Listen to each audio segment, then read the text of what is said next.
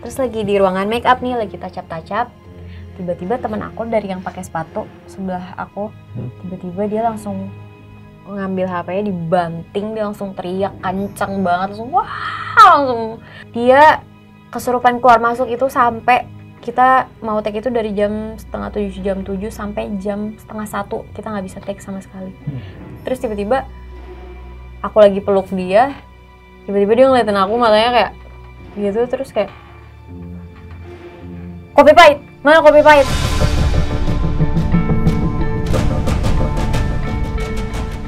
Aku sering banget kayak gitu, makanya itu berapa kali terjadi. Misalnya ada satu temen aku, dia gampang banget kesurupan, yang kesurupan nggak dikontrol gitu.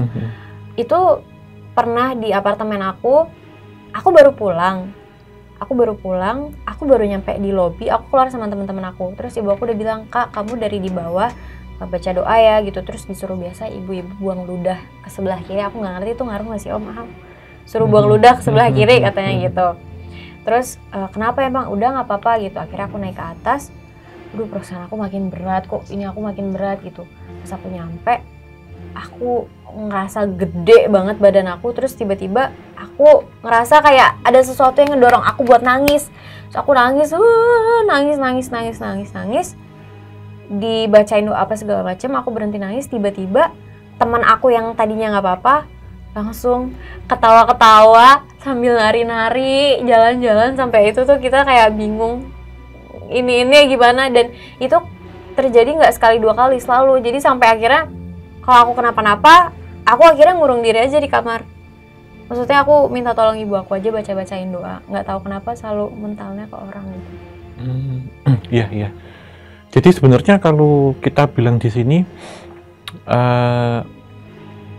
yang istimewa ya, ataupun yang memiliki satu perbedaan dengan lain itu Mbak Syifa ini bisa on off. Itu yang pertama. Jadi bisa kapan aku mau lihat, kapan aku mau berhenti. Jadi bisa diatur tuh sampai hari ini. Ini yang pertama. Yang kedua, kalau biasanya kita bilang energi seseorang itu kan ada 3 hal. Dia netral, menarik, atau menolak. Mbak ini juga ada di posisi netral. Jadi entitas ini ketika mungkin suka dengan auranya Mbak Syifa, ataupun ingin menjadi temannya, atau ingin berinteraksi, atau ingin masuk, itu pun tergantung dengan Mbak Syifa ini mau nerima atau enggak. Ketika berusaha menolak, ataupun aku mau istirahat dulu atau apa, mereka akan mental. Tetapi ketika mental itu tentunya tidak akan pulang. Mereka akan mencari sesuatu hal yang mungkin bisa dirasuki atau yang ditempelin. Itu ini yang kedua. Kemudian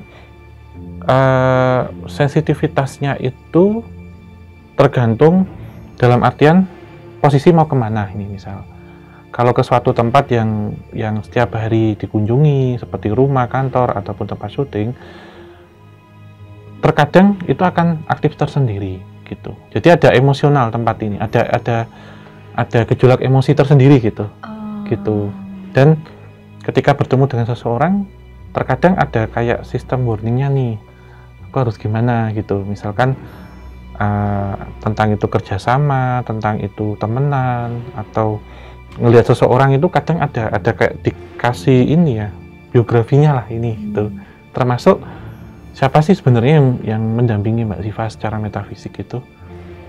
Jadi kayak mungkin dari garis leluhur juga ya, ini seperti biasa dan seperti satu hal yang menemani, dimana biasanya sahabat imajiner ini kan kemana-mana bersama-sama nih, tapi ini ada satu keunikan. Jadi sahabat imajinermu itu datang ketika Mbak Syifa ini dalam kondisi tertekan. Jadi misal waktu di kamar dalam kondisi yang nggak enak nih, bad mood, atau ada masalah emosi, atau masalah aja lah gitu, dia datang misalnya Mbak, gitu. Jadi kayak ada yang nemenin di kamar gitu.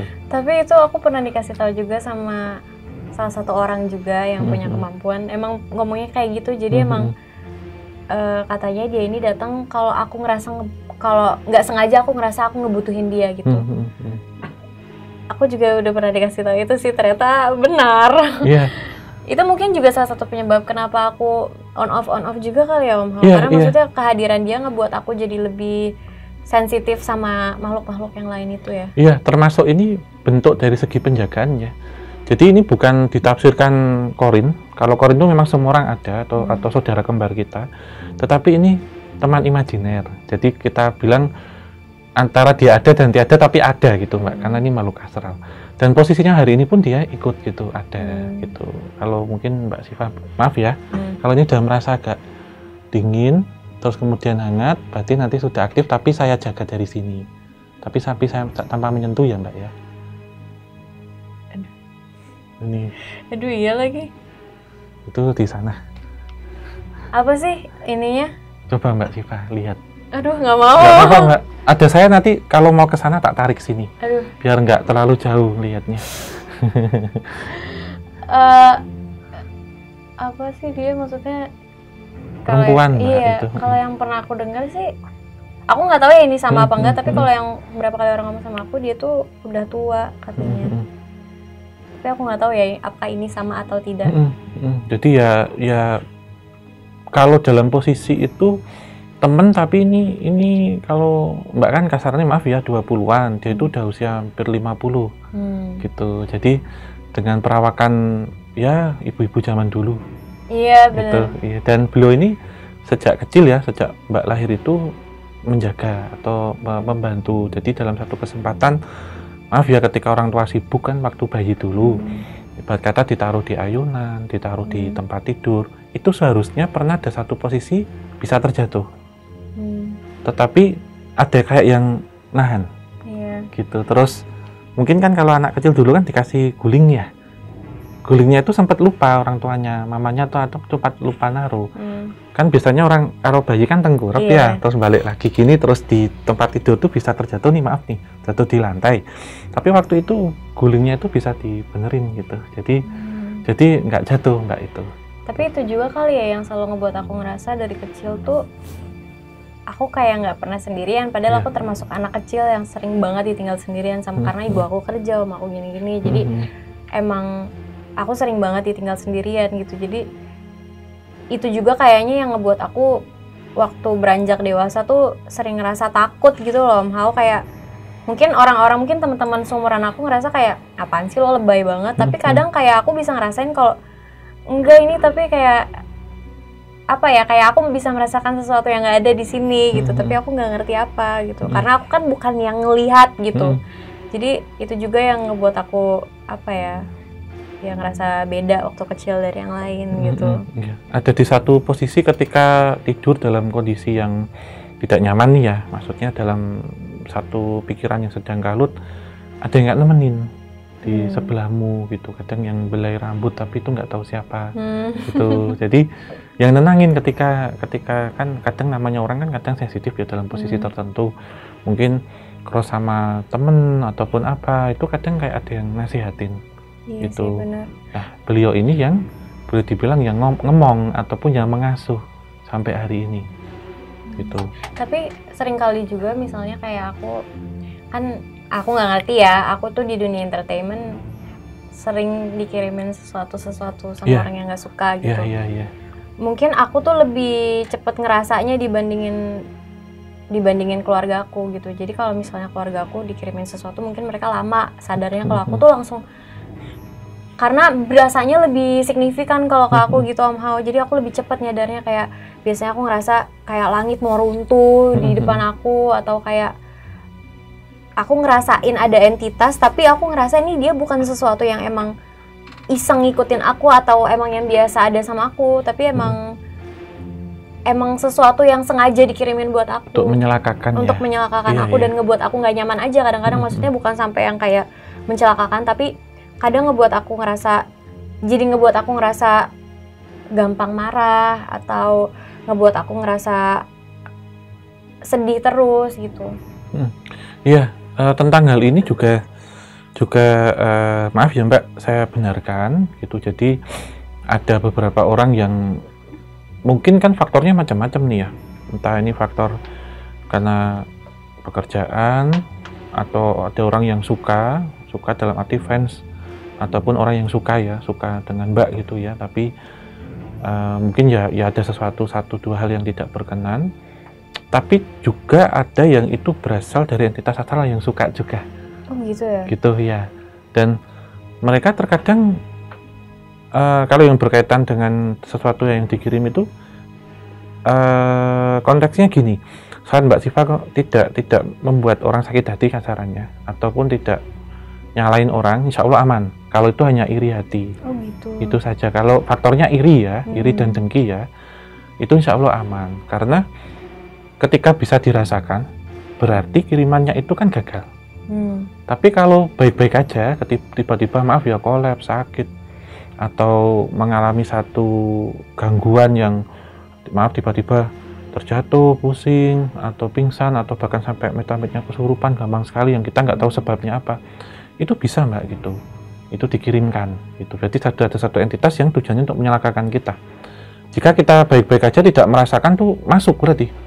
Tapi di sini saat kok ini kok ada seperti badan saya panas, nggak enak, bukan demam ya, atau saya segera pengen pulang lah, pengen bersih-bersih, atau kemudian minta tolong untuk apa gitu, itu berarti gagal karena bisa dirasakan. Jadi kita tahu gejala itu, karena hampir dibilang di beberapa kesempatan ya 2-3 bulan yang lalu itu kenceng gitu, santer, uring-uringan tanpa sebab, nggak tahu, dan bahkan susah konsentrasi. Jadi memang dibuat Mbak susah konsentrasinya itu, bukan karena faktor lapar, ngantuk, atau kepikiran tuh enggak. Fit badan tuh enak gitu, tapi kok tiba-tiba ketika mau memulai lupa, ngantuk gitu, terus bawaannya males, capek atau apa. Ini bukan berarti faktor kecapean, bukan, tapi itu memang ada penyebab kecapeannya ketika waktunya yang cukup padat, namun emosinya ini yang ditantang gitu. Walaupun terkadang memang menyikapinya itu bisa tenang ya Mbak Siva, itu dalam kondisi yang sedang ada masalah apapun itu, ketika sudah bekerja ya profesional, tenang gitu. Tapi ada satu hal yang itu mensuges atau menyerang emosimu gitu. Jadi ketika emosi itu nggak selamanya marah-marah ya Mbak ya, tapi bisa berakibat pada rasa pengendalian diri yang kurang gitu. Jadi kayak ada kok tiba-tiba aku jadi gini ya gitu. Aku kayak itu tiba-tiba kok aku sedih banget ya, aku tiba-tiba aku kesel banget, padahal menurut aku ini ya nggak masalah juga gitu. Itu sih. Tapi waktu aku ngerasain itu, aku kan langsung aku mandi, terus aku sholat tahajud, terus langsung berdoa kayak ya Allah tolong tunjukkan gini-gini segala macam. Itu entah kenapa ya aku nggak bisa nyebutin gimana sih, kayak aku sama keluarga aku kita mimpiin hal yang sama pada malam itu, dan besok pagi langsung ngobrol gitu, kok mimpinya bisa sama ya kita semua gitu.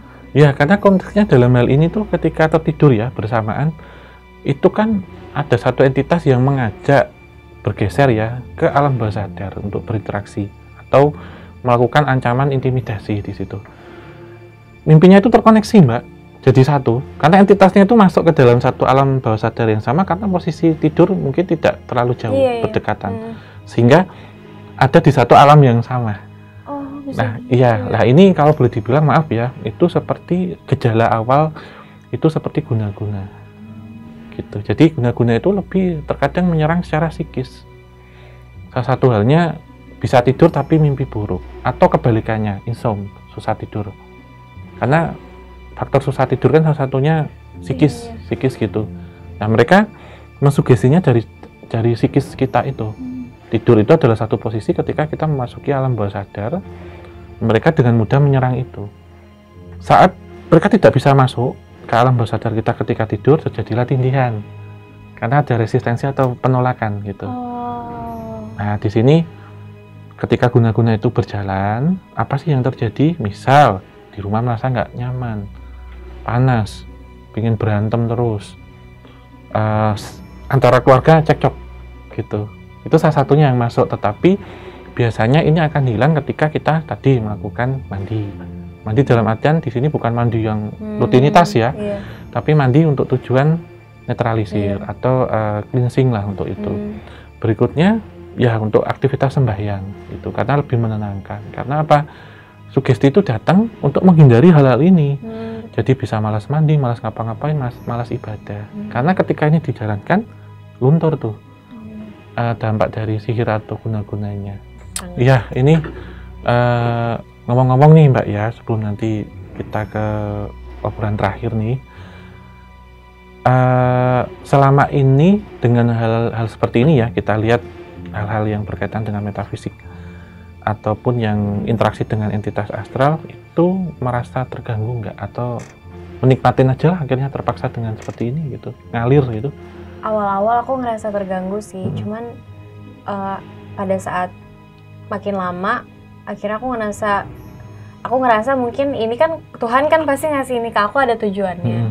Jadi aku ngerasa ya udahlah, mungkin aku harus belajar gimana caranya aku bisa hidup berdampingan dengan hal ini gitu. Cuman pada saat-saat tertentu, yaitu kalau aku lagi capek, kadang kayak aku ngomong sendiri kayak, ya Allah, aku lagi capek banget, tolong, aku lagi nggak mau ngalamin yang kayak gini-gini, lagi nggak mau komunikasi sama apapun gitu. Tapi ya udah, kalau kayak gitu ya nggak ada apa-apa gitu. Cuman sekarang ini ya itu aku lagi ngerasa nggak ngerti emang lagi off juga apa emang akunya yang udah gimana gitu. Tapi aku ngerasa kalau frekuensi dan gangguan yang datang ke aku itu nggak sesering yang dulu yang gitu. Dulu ya. Iya, karena di sini ada satu posisi Mbak Siva itu sudah akan mulai tetek-tetek itu sudah mulai apa ya Mbak ya? Kalau diterjemahkan itu sudah konstan jalannya. Jadi tidak mudah terpengaruh seperti dulu. Jadi dulu terpengaruh atau takut sedikit emosinya keluar gitu. Karena di antara usia 25 hingga 27 itu pas nanti. Jadi sudah bisa memfilter. Jadi sudah nyaman dengan hal ini, dan di posisi ini nanti insya Allah itu juga bisa untuk membantu dalam artian di sini tidak dengan sesama orang ya, tapi dengan sesama makhluk ciptaan Tuhan. Entah tujuannya misal ada satu entitas yang dia terjebak atau ngelup ya, mungkin Mbak bisa mendoakan atau berusaha untuk membantu melepas sesuatu hal, itu bisa lepas Mbak gitu. Ketika ada satu entitas yang dia terkurung atau meninggal dengan cara yang tidak wajar dulunya, itu sudah tidak takut dan berani menghadapi ini untuk melepaskan itu. Salah satu contohnya gitu. Jadi ini perjalanan satu proses dulu, pelan-pelan gitu, karena enaknya itu kan bisa on off nih. Kalau saya kan 24 jam Mbak, non stop gitu. Tapi di posisi saya sekarang ini kan menganggap ini sudah nyaman gitu. Karena ketika semakin ditolak kan kayak kita dililit ular ya. Semakin keras, semakin kencang dia melilitnya gitu. Jadi ya kita santai, bawa tenang, kita mikirkan sesuatu hal yang tidak ada kaitannya dengan itu atau dipakai sibuk, mengendalikan emosi, kendor dia gitu. Jadi sangat terbiasa dan bisa mengabaikan itu, karena Mbak Siva ini kan sensitif ya, dalam artian peka perasaan hatinya. Sebenarnya nggak kuat ya ketika ada satu entitas yang menceritakan prosesnya itu seperti apa, kadang ke bawah, terus mungkin secara sisi yunisnya itu terbawa, merasakan, menghayati emosinya. Nah ini jika itu semua didengarkan, pengaruh buruk, bisa mengganggu konsentrasi. Itu sih. Jadi on off ini menurut saya nanti suka lah gitu, maksudnya kapan saya buka frekuensi, kapan saya tutup. Tapi gitu. Kalau kayak gitu tuh bisa aku kontrol gitu ya Om Hao. Maksudnya kadang aku mikirnya kayak, oh mungkin ini emang terserah dianya aja, kadang dia mau, kalau dia lagi on ya on, kalau lagi off ya off gitu. Aku pikir kayak, ya aku nggak tahu kapan aku bisa misalnya turn on lagi si indra keenamnya gitu. Iya, kalau menurut saya itu nanti untuk saat ini tergantung Mbak Siva mau aktif atau enggak gitu. Tapi sifatnya bukan yang otomatis ya, tapi tergantung kita. Kita mau jalan atau enggak itu tergantung kita. Maksudnya kayak tombol modelnya gitu. Jadi tergantung mau dinyalain kapan. Dan pesan saya, jika dalam kondisi emosi dan capek, apapun ada sugesti ini aktifin bisikan atau apa, jangan dengerin. Itu aja. Karena apa? Saat dalam kondisi yang kalut, capek ataupun emosi, ketika itu diaktifkan, itu bisa membahayakan diri kita ketika tidak tenang. Hal yang terjadi adalah energi kita langsung habis, terkuras. Jadi bisa capek berhari-hari tanpa sebab nanti. Itu sih Mbak. Wah, terima kasih Om Hao atas sarannya. Aku jadi ngerti, soalnya kemarin-kemarin kan aku kayak jalan apa ya, kayak ngambang aja gitu, kayak nggak tahu ini kemana, tapi ya belajar sedikit-sedikit gitu. Tapi seenggaknya sekarang aku udah paham. Nah aku penasaran, waktu itu kan Om Hao pernah bilang ada penari yang ikut, berarti sekarang dia udah nggak ada lagi ya? Sekarang sudah tidak ada. Jadi memang waktu itu kan ya boleh dibilang kan tamu nggak diundang ya, gitu, dan sempat mau interaksi. Dan yang saya lakukan waktu itu, salah satu pembersihan itu, hal yang saya lakukan adalah membentengi sebenarnya, karena takutnya ketika dia ikut suka nanti ada terus. Dan itu ganggu sifatnya. Itu ganggu sih dia menurut aku, karena semenjak ada dia tuh yang datang ke aku tuh banyak banget, dan jadinya iya dia kayak ngajak. Apa aku nggak ngerti, emang karena energinya dia yang besar jadi ngajak yang lain juga. Apa karena emang dia yang ngajak, tapi pas ada dia tuh bener-bener wah hidup aku nggak tenang banget. Kayak aku banyak yang ini dan banyak yang nggak baik gitu loh yang nempel ke aku jadinya. Iya, karena kalau itu masuk ya, berkata dia membuka pintu. Yang saya takutkan itu nanti nggak ke filter dan yang masuk itu negatif, Mbak. Iya, padahal dia bilangnya mau ngikut, mau ngejagain kan. Iya, karena itu bentuk manipulasi. Nah, tadi kalau kita bilang sahabat imajinermu, itu yang nggak mau. Ini udah cukup, ini aja. Karena ketika Mbak berat itu, fisik akan terasa. Ini yang perlu digarisbawahi, itu fisik. Jadi tidak hanya emosi, tapi fisik dengan pekerjaan yang cukup padat, yaitu sangat tidak memungkinkan dan sangat mengganggu. Ini pesan saya itu. Jadi tetap apa ya Mbak ya, tetap ada di satu pakem. Tetapi kapan mau iya, kapan mau tidak, itu diputuskan dalam kondisi yang pas, itu aja. Ya, dan mungkin nanti kapan-kapan kalau Kisah Tanah Jawa penelusuran, boleh, nanti ikut. Ayo. Itu pas di Jakarta atau pas mungkin ke Jogja atau mana. Boleh. Jadi nanti mungkin saya bisa mendampingi ya. Iya, kalau ada Om Ha, aku nggak apa-apa. Nanti pendampingan bagaimana cara mengetahui ini yang plus minus, ataupun yang baik ataupun yang negatif, atau yang manipulatif. Jadi setidaknya ya berkata kita diskusi dan baca bersama ya, tapi setidaknya nanti saya mendampingi untuk Mbak Siva ini bisa menganalisis dengan sendiri. Atau biar tidak seperti dulu ya, ketika ada di suatu posisi, emosinya terpancing, hal yang terjadi, energinya tidak bisa ditahan gitu. Jadi apa ya Mbak ya, kayak training untuk inilah, untuk memilih lah gitu nanti yang bisa masuk yang mana. Nanti kita penelusuran ke tempat-tempat yang pernah terjadi sesuatu hal yang tidak mengenakan, tapi di situ ada sejarahnya. Boleh. Jadi juga untuk apa ya, belajar ke belakangnya, untuk melihat ke belakang itu maksimal sejauh apa, informasi yang didapat seperti apa, dan itu seperti yang saya sampaikan tadi, bisa nggak sih kita bantu doa untuk mereka agar mereka bisa lepas dari sesuatu hal yang negatif di situ. Itu sih Mbak. Nanti mungkin boleh wah, ditunggu ya semuanya aku di Kisah Tanah Jawa selanjutnya. Ya ini nanti kita tidak hanya selesai di sini, ini obrolan santai. Nanti insya Allah kita bisa penelusuran di Kisah Tanah Jawa.